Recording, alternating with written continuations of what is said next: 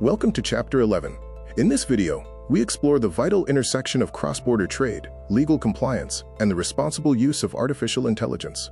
We will discuss how to grow your business globally while governing it with the necessary foresight to ensure long-term success. Consider a single parcel leaving a workshop in Vietnam. Before it rests at a door in Chicago, it interacts with 7 computer systems, 3 customs authorities, and 2 distinct legal frameworks. This highlights a critical lesson. While technology may make these global movements invisible, the responsibility they entail is not. Buyers often only experience the final seconds of a transaction. Questions like, was the seller real, or will a refund be fair, become their immediate judgment of your business. Every invisible system ultimately serves this one visible moment, your customer's trust. While the digital world feels borderless, the legal world is anything but. To earn the right to grow globally, a business must follow a clear sequence. Focus on growth, build trust, ensure compliance, and deploy AI responsibly. Responsible global growth relies on 8 core capabilities. From mapping transactions and comparing market entry modes, to identifying compliance requirements and governing AI, these steps form the bedrock of sustainable expansion. Chapters 1 through 10 established your commercial engine. Chapter 11 introduces the control system. By integrating trust, compliance, and responsibility, you ensure that your growth remains sustainable, regardless of how fast you scale. Let's look at a challenge for Viet Heritage Coffee. They are ready to export, but are they ready to govern? As you consider their entry into the US market, evaluate which route, Amazon, D2C, or a distributor, offers the best balance of risk and control. The opportunity for Vietnamese brands is substantial, with a clear strategic shift occurring from Made in Vietnam to Branded by Vietnam. The goal is no longer just to export more units, but to own more of the global value chain. Marketplaces can lower barriers to entry, but they do not remove your underlying accountability.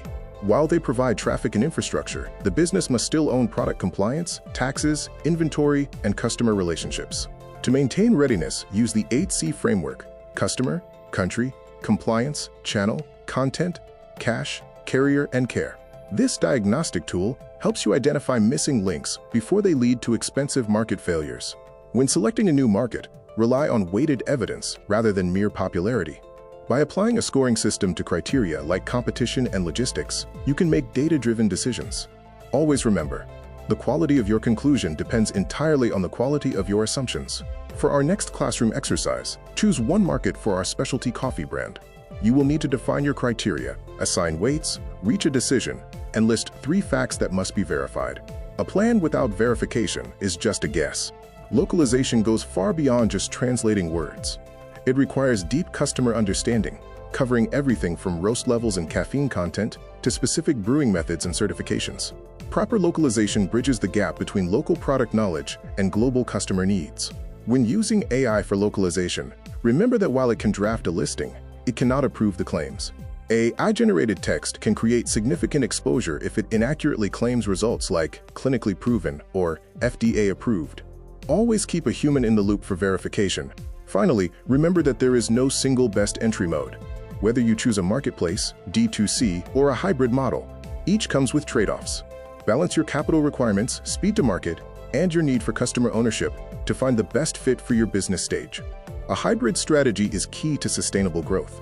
Start by using marketplaces to gain traction, build trust, and manage logistics. Then, progressively build your direct-to-consumer assets to own your data, branding, and customer relationships, ultimately reducing your strategic dependency on any single platform. Expansion should follow a structured, evidence-based path. Validate your product through marketplaces first. Once you have consistent demand and unit economics, move to own your direct channel. Finally, localize your operations with local stock and offline presence to ensure long-term stability and growth. It is easy to be misled by high revenue, but remember that price does not equal cash received. You must account for every landed cost, including COGS, fulfillment, shipping, and marketing, before celebrating international sales. An extra shipping cost can quickly turn a profitable order into a loss. Every foreign currency price carries 3 specific risks: transaction timing, pricing decay over time, and competitive shifts. Use a pricing buffer to protect your margins, but always remember this is a protective measure, not extra profit. It must be reviewed regularly against market movements. Deciding between FBA and FBM is fundamentally an economics question at the SKU level. While FBA offers speed and convenience, it comes with fees and platform dependency. FBM provides more control and flexibility, but increases shipping complexity.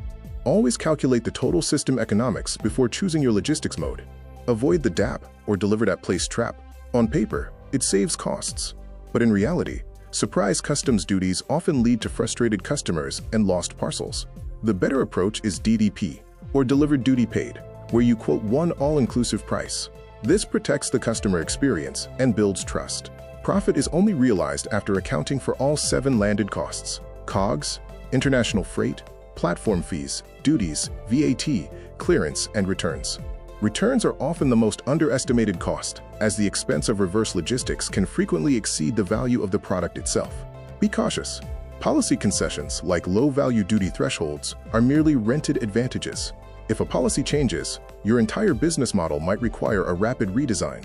Always ask yourself what remains of your competitive advantage if today's beneficial policies were removed in 6 months. Finally, when managing cross-border returns, you have 4 choices: refund without return, local collection, reverse shipping, or preventing the return altogether.